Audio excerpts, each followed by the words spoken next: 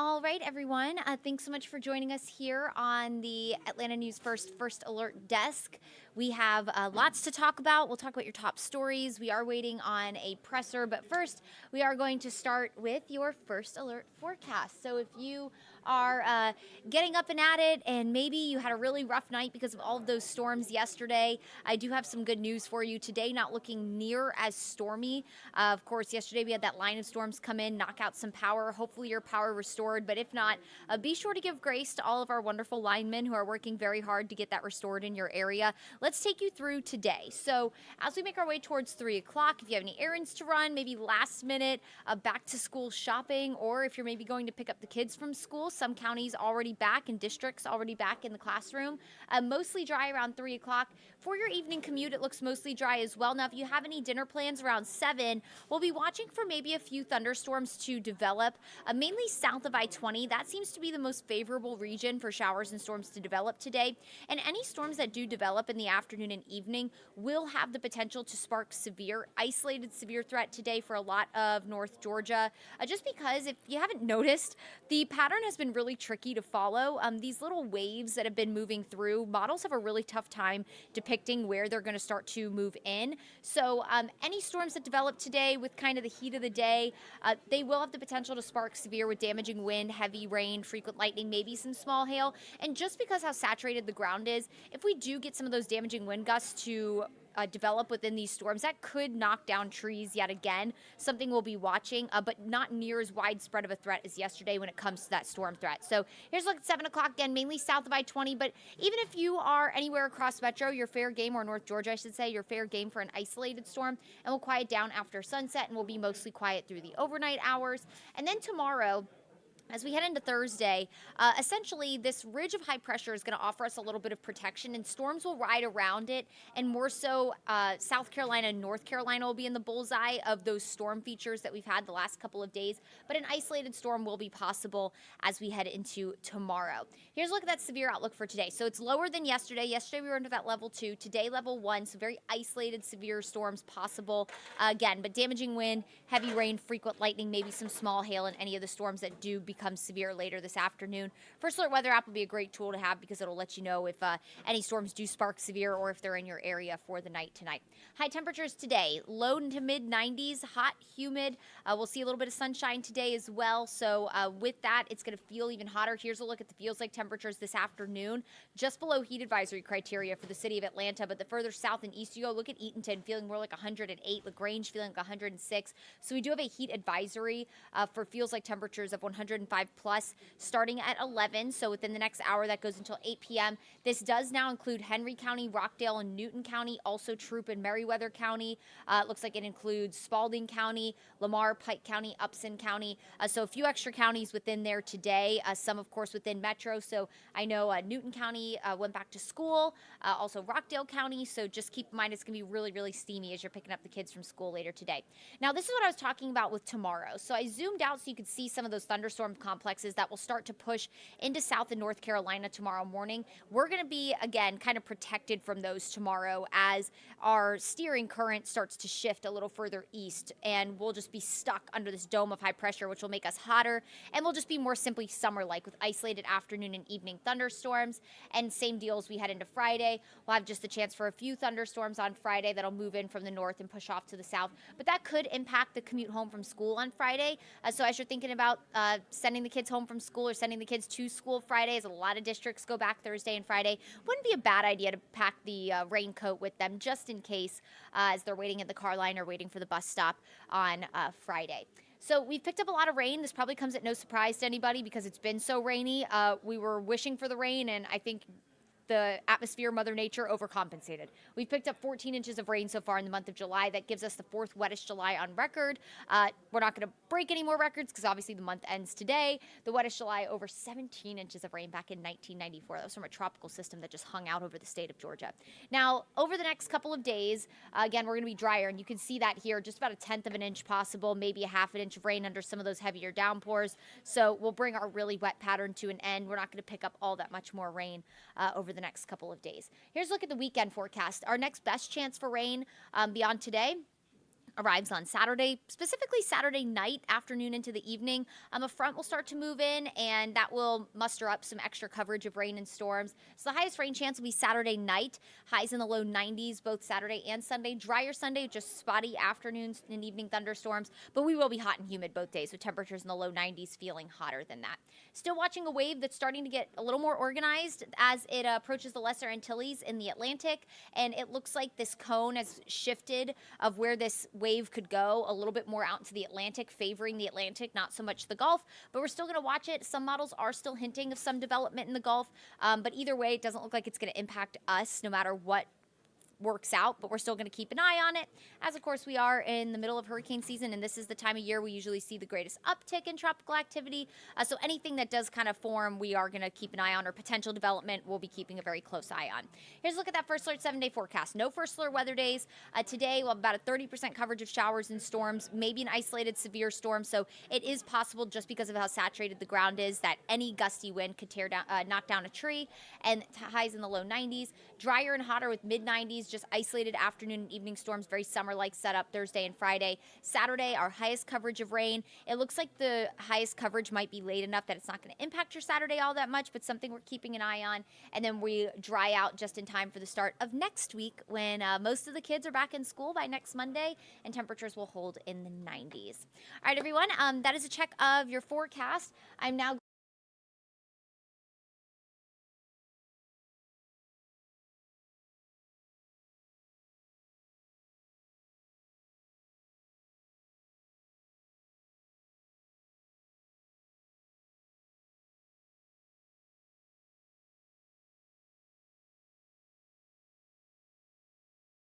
and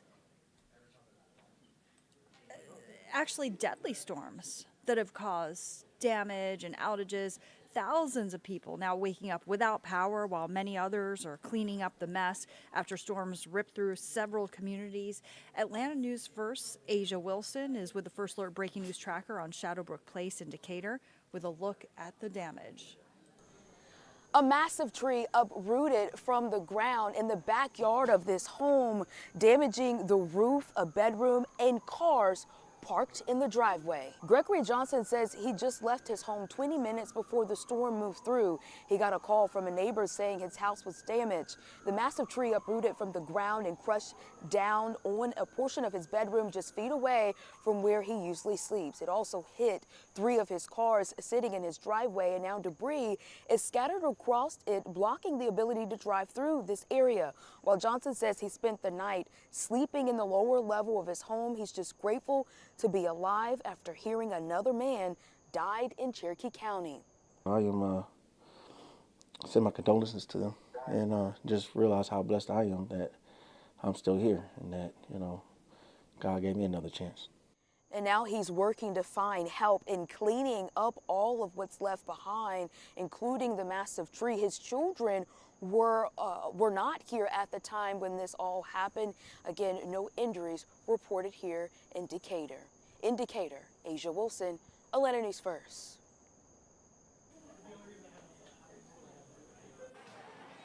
And also making headlines right now, 2 people are missing following a house fire in South Fulton. So there is a search underway for these 2 people missing following this house fire in South Fulton. South Fulton Fire Department says that they got a call around midnight today that a home on Connell Road was on fire. So crews, of course, rushed to the scene. They managed to put out the flames by about 1 o'clock this morning. But 2 people who live in that home, again, still unaccounted for. Crews have been searching for them, and especially stepped up efforts once the sun came up this morning. But again, 2 people still unaccounted for following this house fire. Hopefully, you know, maybe they disappeared to somewhere safe. We can only hope, but we're going to keep following the latest on that story out of South Fulton. Okay, also talking about Georgia as a battleground state, and Vice President Kamala Harris obviously spending last night here, and you know, she could name her vice presidential pick as early as Monday. This morning, Energize Atlanta Democrats are plotting their next steps toward trying to make Vice President Harris the country's first female president. And Atlanta News First Rebecca Schramm is outside the Georgia State University Convocation Center where that rally drew a huge, huge crowd. Roughly 10,000 people attended the rally. That is the largest turnout that Vice President Kamala Harris has had since becoming the presumptive presidential nominee for the Democrats. Take a look. She did have some help from some star power. Rappers Megan Thee Stallion and Quavo were here, along with Stacey Abrams, Senators Raphael Warnock and John Ossoff, and Atlanta Mayor Andre Dickens. With Harris at the top of the ticket now instead of President Biden, polling shows former President Donald Trump's lead dwindling from 10 points to now 2 points. Former Republican Senator Kelly Loeffler tells Atlanta News First Harris's record will ultimately keep her from winning Georgia. You're about to hear from her, but first, in Harris's speech last night, she played into her background as a prosecutor in California, talking about the types of people she brought cases against. Predators who abused women, fraudsters who ripped off consumers, cheaters who broke the rules for their own gain. So hear me when I say, I know Donald Trump's type. Her record is radical. She's a California liberal that will bring California policies across this country and make America California. That's not what Georgians want. Trump and his running mate, J.D. Vance, will be here in Atlanta at the same convocation center for a rally on Saturday. In Atlanta, Rebecca Schramm, Atlanta News First. Thanks so much to Rebecca for that report. Okay, I also want to let you know about this story that is one of our top stories at the moment on AtlantaNewsFirst.com, and we're awaiting a press conference at any moment now, but I'm just showing you the web story that we have. We are expecting the family of a veteran shot and killed by police at a DeKalb VA hospital to speak out really at any moment now. So here's a story on AtlantaNewsFirst.com. Let me show you some footage that our crews captured following the incident, and just giving you, again, a bit of background as to what happened here. Veteran John Robert Smith, who is 58 years old, a resident of DeKalb County, apparently went to the emergency room of the Veterans Atlanta Hospital in Decatur in January of this year. And once in the exam room, Mr. Smith apparently held a small steak knife to his own throat, did not endanger anyone else. But at that point, the hospital police were called in. This is according to his family and his friends. And the police officers then shot Mr. Smith multiple times, and medical aid was not rendered to him. This is according again to his friends and family. Mr. Smith ultimately died from his injuries. And his family, his friends are calling this an egregious disregard for a veteran's life. They're calling it a human tragedy. His mother, his mother, Mrs. Annie Smith, and her family want answers as to why. They say he was brutally killed, and they say that it was clear he needed help, and he was in the hospital. Mrs. Smith and the veterans group Justice for Veterans are holding this press conference.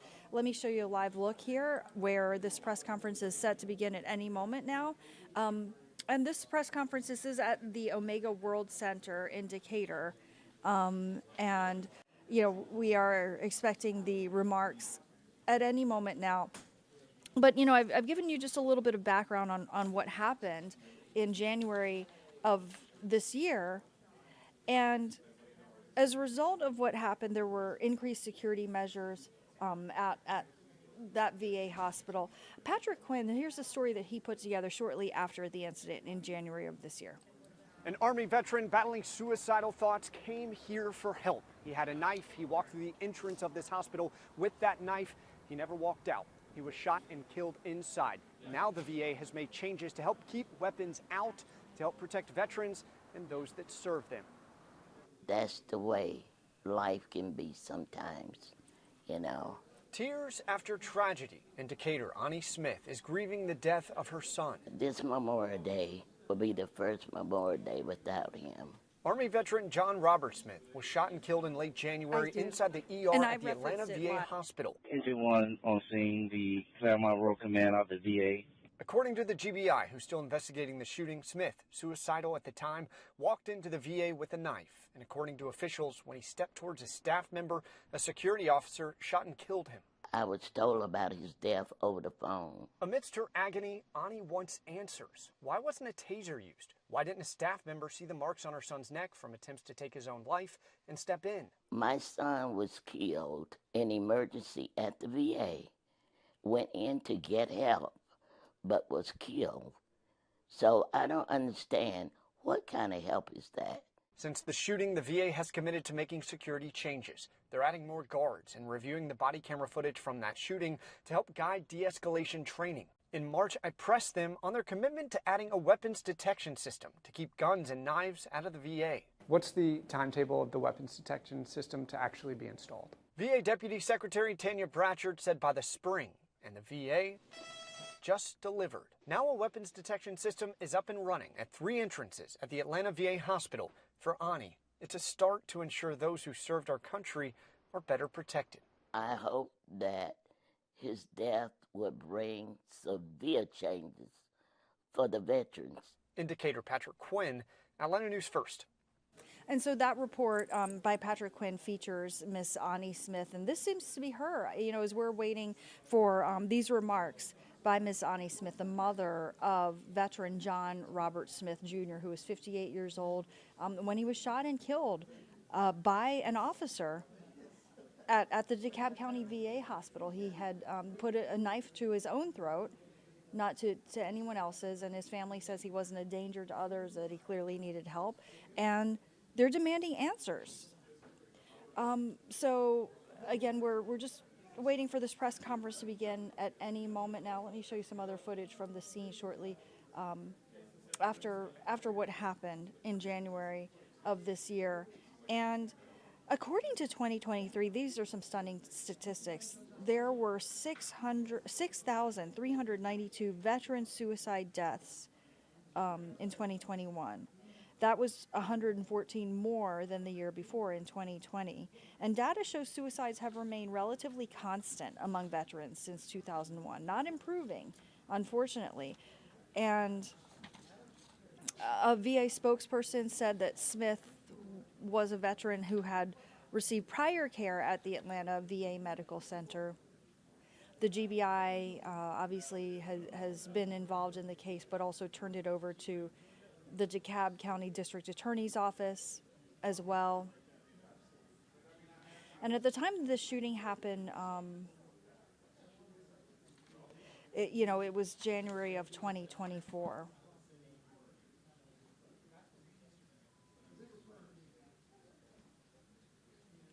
Showing you a live look now again. This is that appears to be the mother of the late veteran John Robert Smith.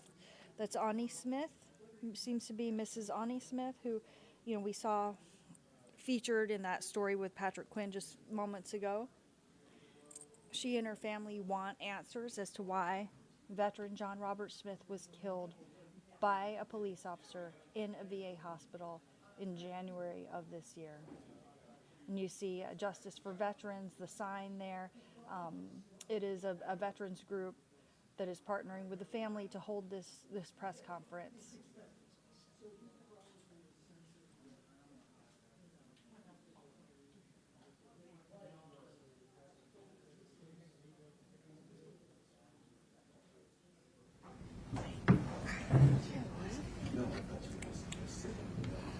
Mr. King.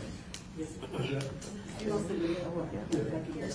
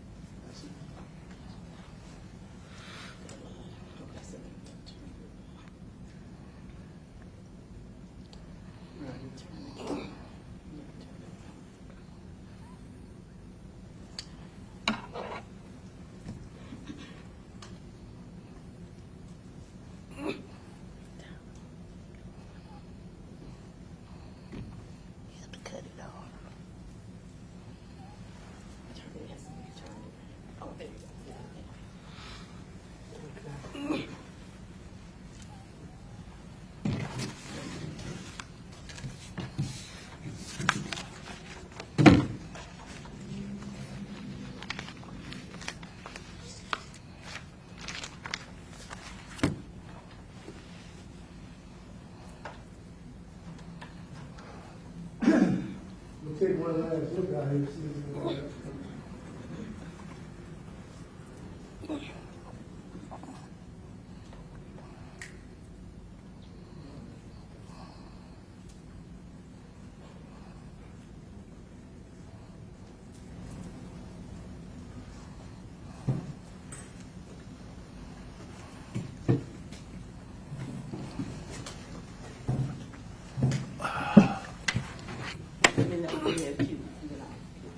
Go ahead.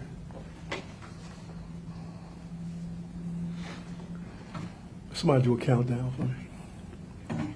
5, 4, 3, 2, 1. Good morning, ladies and gentlemen. Welcome to this press conference today of Mr. Smith, John Robert Smith. Is that right? A veteran who was killed January 29th of this year at the VA hospital in the emergency room. We recently got reports that have come out from the medical examiner, autopsy report on what happened and what they found. You might have heard different things, but we come today to let you know some more information on what has taken place. It had been said before that Mr. Smith was waving a machete in the emergency room. From what we've been told, that was not the truth. Mr. Smith was shot because he had a knife to his own neck. That's what was told. You heard reports where it said that he lunged at someone. We've heard eyewitnesses say that's not true. Mr. Smith, I guess, was trying to do bodily harm to himself, which he had already done, and his sister will expound on it the night before, when he was at her house. This morning, we've got his mother, his brother, his sister, and nieces here at this press conference. This press conference has been hosted here this morning by Justice for Veterans, and we just want to say we want to see the justice for the veterans here. That's why we're holding this press conference here, to make sure that the truth be told. We'll elaborate later as we go into it. You have questions for us, we'll be so glad to answer. I think one of the major questions that you guys gleaned from this report is the fact that Mr. Smith was shot, it appears, 13 times. 13 times. That's troubling, I understand. Yes. What's troubling about that? That's overkill. Shoot a person 13 times. And from what we was told, other officers was present when he did this here. So the question arises, why did they subdue him? Why didn't they shoot him with a taser? You know, pepper sprayed him, hit him with a baton. But there was no de-escalation. They shot him 13 times. That's very unsettling there, to shoot somebody 13 times. And you were within close range, maybe 5 to 10 feet. Seemed like to me, they could have subdued him. And I think it said in the back. Several in the back. Several in the back. That was my next question. So you think the fact that several of the shots were in the back, that leads or gives credence to their theory that he was after this nurse or somebody? No. Because it seems to be that he was going away from the officer. No, he might have been turning. You know, when you shooting him, he might have been turning, or he might have been trying to turn away to run. But that might explain the subsequent bullets which went to the chest and the abdomen. After he was hit in the back, his body might have turned. But initially, what do you think? Why do you think he was shot in the back so many times? I don't know. I don't know anything about that. You don't think he was going toward someone? No. Because the doctor said when he came in and talked to the family that he had the knife to his neck, and everything happened so fast. That's how they worded it. Said it happened so fast. So I don't think that was the issue. And hopefully when we get the body cam, we can tell everything. That's one of the problems that we have here. If you noticed recently, a couple of weeks ago, a young lady was shot in the face. They had the body cam I guess within hours, days rather, a couple days. It's been 6 months, and we don't have it. So we got to talk about policy and procedures of how we get the body cam and why it's taking so long. What really disgusts me is that his mother, Miss Smith here, she's 80 years old. She's been going through these trials and tribulations with this situation. Nobody has told her anything. Nothing. She's been dealing with this here. She's a member of my church. That's why I'm crushed by this here.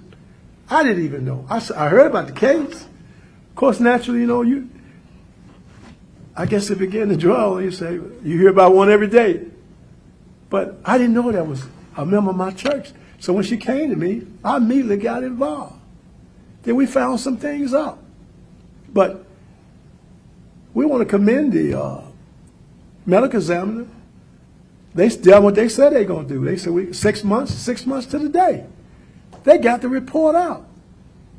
But we don't have the report from the GBI and other places. We don't know if this guy's still working at the VA. We don't know what his name is or anything.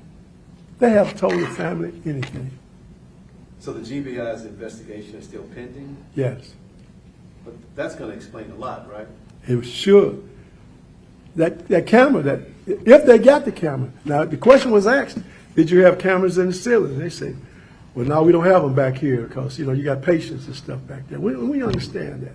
But hopefully, they had the body camera on. This is very unsettling. To shoot a man 13 times. You saw some of the places where they said shot him at, in the knee. In the back. I think in the wrist. And this was a VA officer? Yes. VA officer. Do you know for sure if he had on a body cam? No, we don't know. We don't know that at all. Nobody has told the family. Ms. Smith, have they told you anything? No, nobody's told me anything. I read somewhere here that it said something about a body cam. I thought at least. You might have. I might have. But, and you applied for the, what did you apply? You applied for the records. Yeah, open records. Maybe you guys can get it. The media can get it, but the family don't have it. Well, they're not going to give it to us if the investigation is still pending. Right. But you're also wondering, how did he get a knife in there? Well, the question was asked by the family to the doctor, as well as other people in there. They didn't really answer it. At that time, they didn't have, I don't think, where you go wand, you come through the wand and stuff. They got it now. But I think at that time, they didn't have it. That's just me. You might have to ask them that question. But your contention is he needed help. He needed help. He's at the VA, the emergency room. So you know something wrong with him. Common sense just have to come into play with people when you start talking about killing. He shot the man 13 times. I don't know how many rounds this clip held, but that's overkill to shoot him 13 times. Was he there alone or any family members? He was alone. He was alone. So they took him into the emergency room around other patients, or was he around this? Well, you got to come through other patients. Let me let you expound on that. You know more. This is his sister. Can you say your name for me? LaShawn Smith. Go ahead. Say your name again. LaShawn Smith. Spell it for me. LASHUN Smith. What led up to that? My brother came over my house the day before, and then he spent the night, and he told me he was going to the hospital, and so I called the VA number, and I got the runaround until I got to the actual VA that he was in. They put me in St. Louis and some other state until I got to here. So anyway, I got to here. At 8:28, I called down there, and they said, no, we don't have a John Smith here.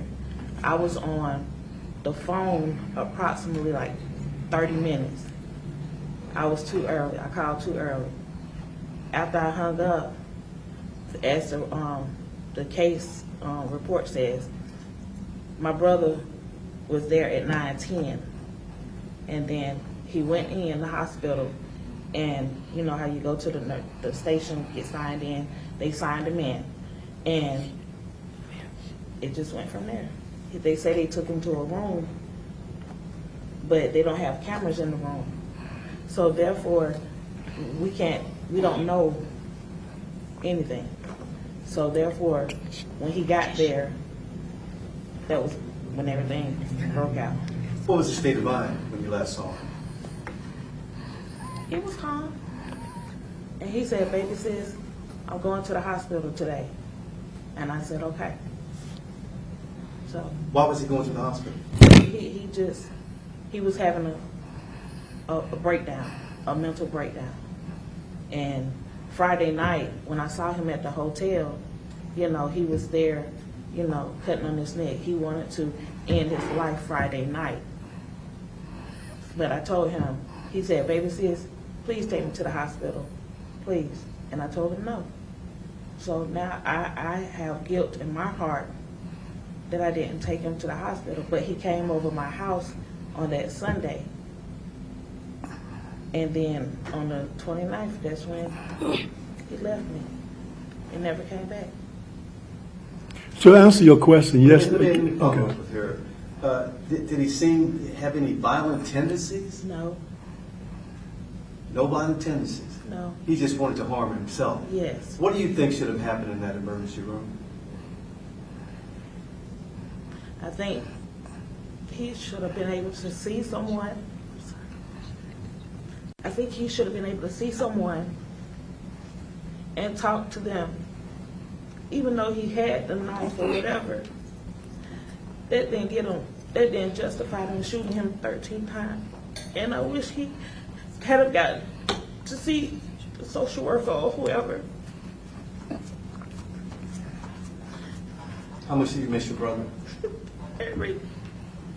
The 4th of July is when my brother comes to my house, and he said, okay, baby sis, we're going to do this, right? And I say, yeah, June, we're going to do this. Because I would go to the fireworks place and spend about $1,000 on fireworks for my kids, my grandkids, and my brother. He would always come over my house. His birthday is September the 3rd. And he's not even here with me. Is it true that they didn't render aid after shooting him? That they didn't render aid to him? It was said that the VA is not a trauma hospital. Who told you that? That it's on the clip that we had. It's not a trauma hospital. So they tried to give, they called the ambulance to come. Tell Grady. To go to Grady, to take him to Grady. So This happened before the ambulance got there? yeah. The ambulance never got there. Never got there. He was gone before they even made the call.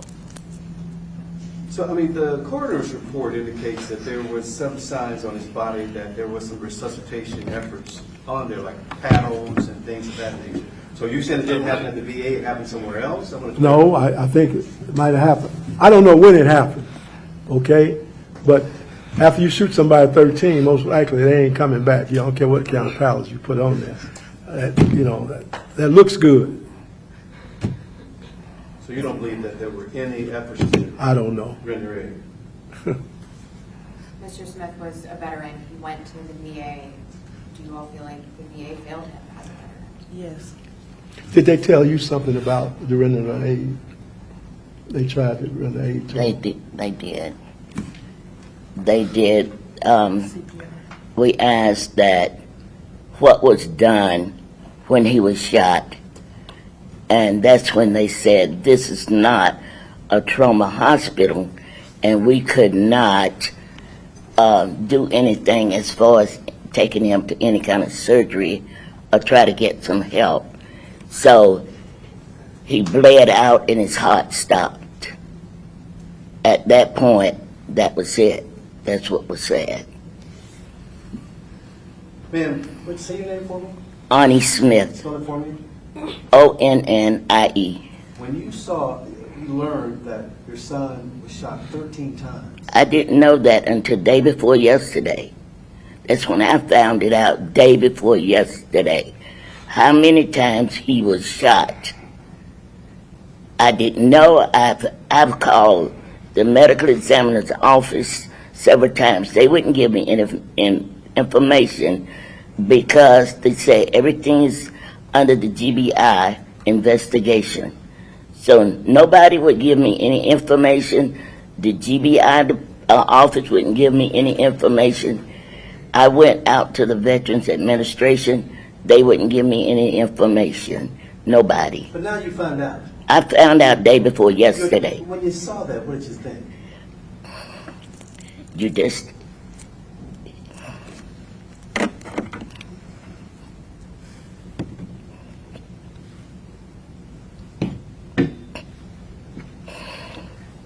It's unreal.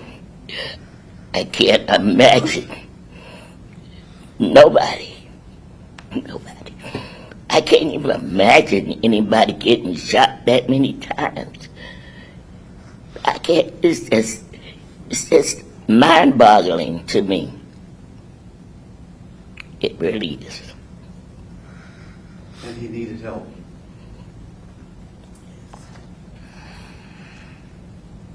I just don't know. Yeah. Do you believe that he was after someone with a knife? I knew he had problems. It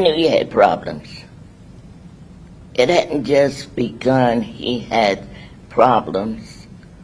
And the day before he went to my daughters, he came to my house that afternoon. And he had cut marks around his neck, like 3 places. And I said, son, what is going on? I'm all right, Mama. That's what he always said. I'm all right, Mama. I said, no, you're not all right. You need some help, son.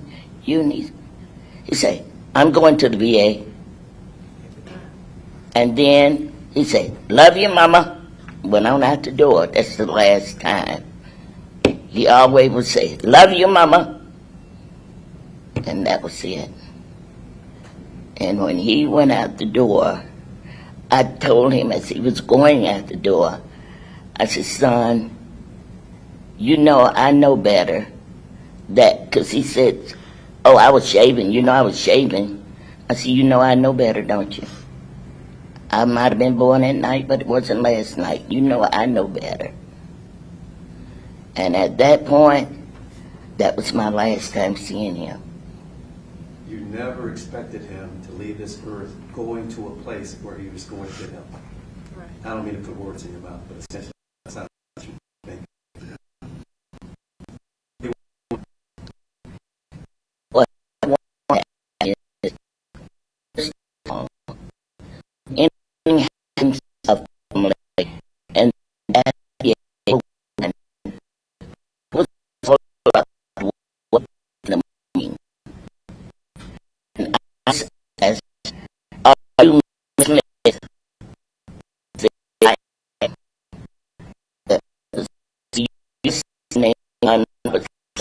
Yeah, I do.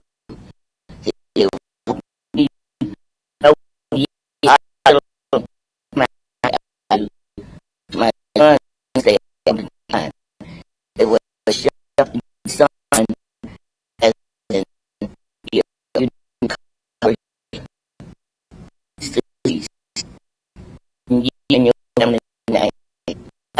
He didn't know whether I was at home by myself.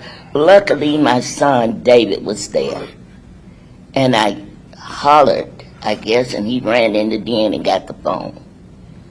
And he asked my son to bring me over there. So he called his sister. She came over.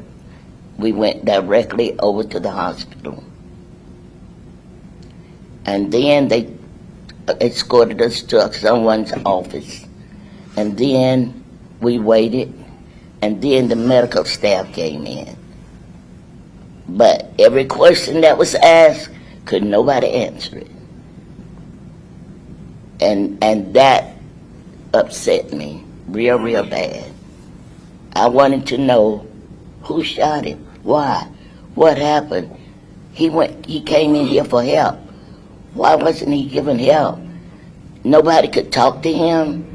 I know that you're supposed to have someone in that hospital that could talk to patients that's out of control or having problems.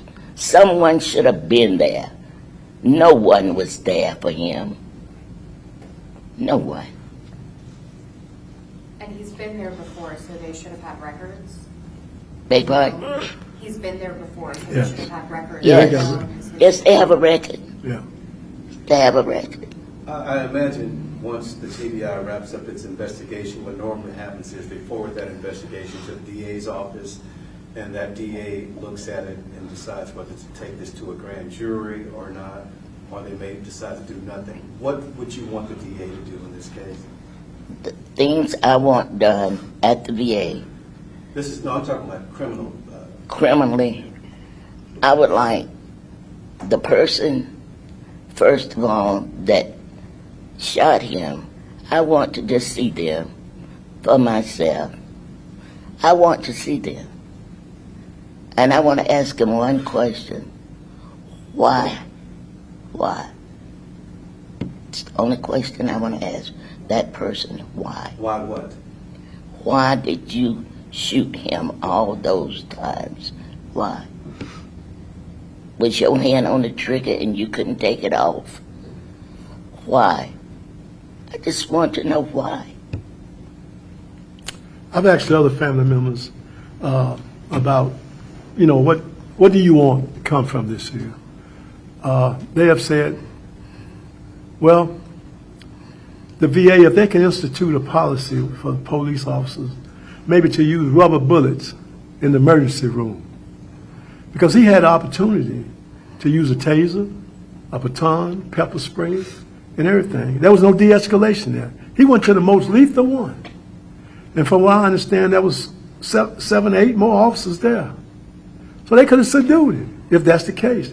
We won't know until they get the body cam, even if they got a body cam. We won't know that. But we want to make provision for somebody. It's not going to do Mr. Smith any good now. But maybe it'll help somebody else. You know, also maybe it'll help the police department. These guys have an awesome thing to do, you know. But to shoot somebody 13 times in the back, that's overkill. That's uncalled for. So the family, they want justice. That's what they want. Can I say one more thing? You can say as much as you want, man.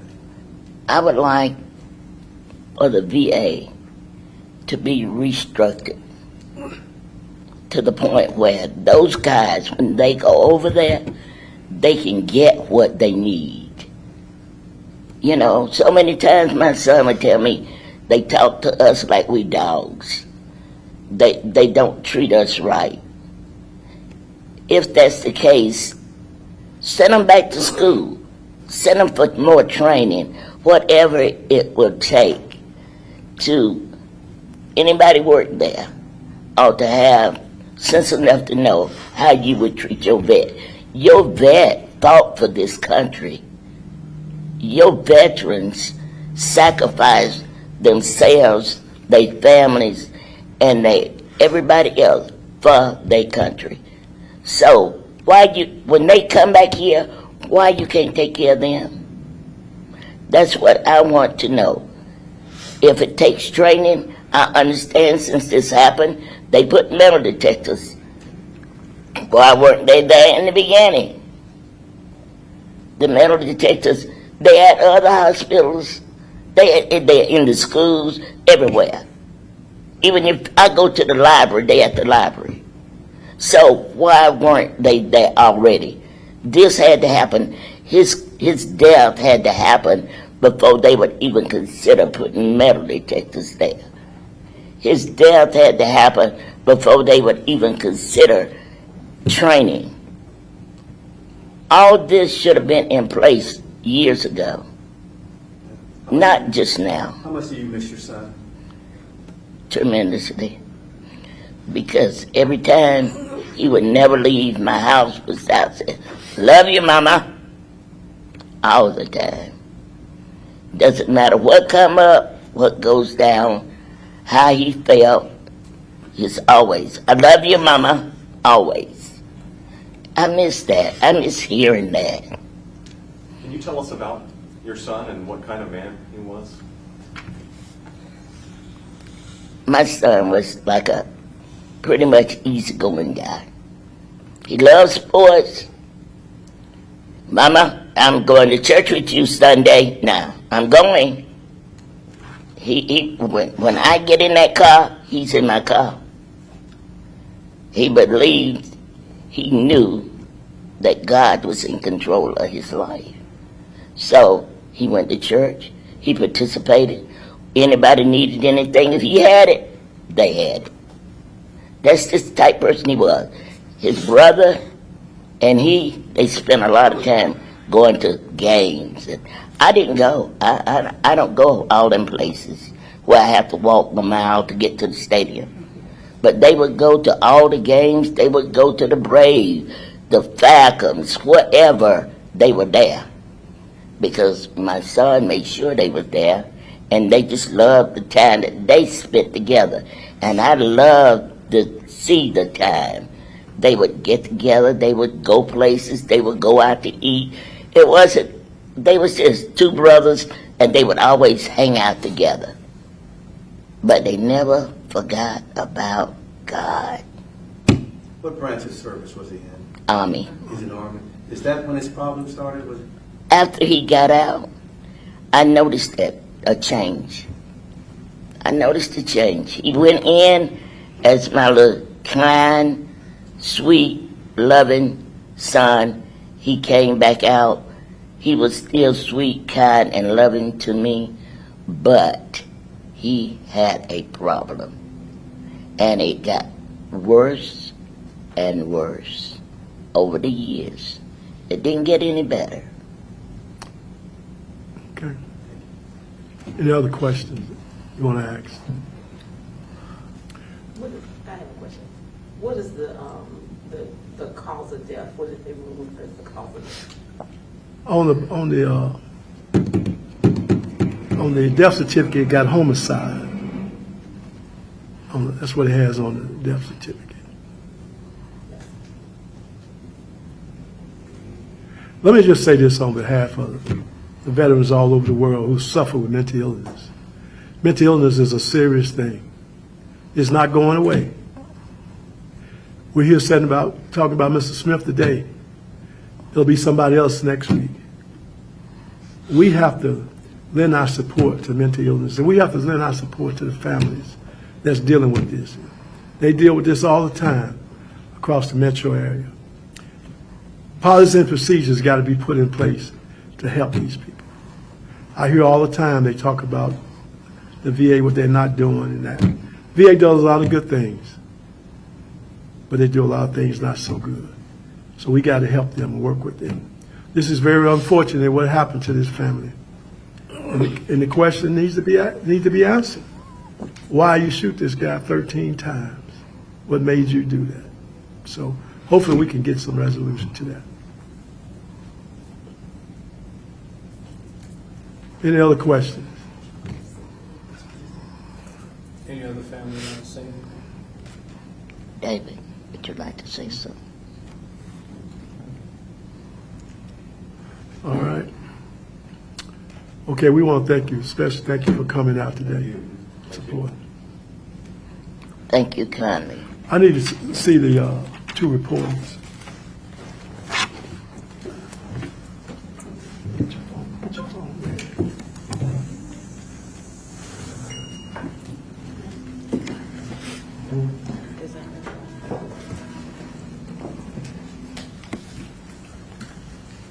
Mr. John.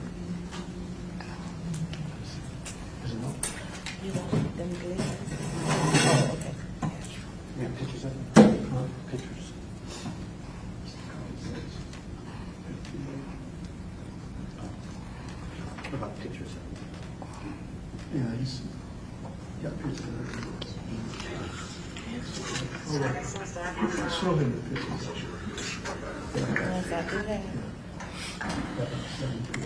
Of what? You'll see. Good luck. But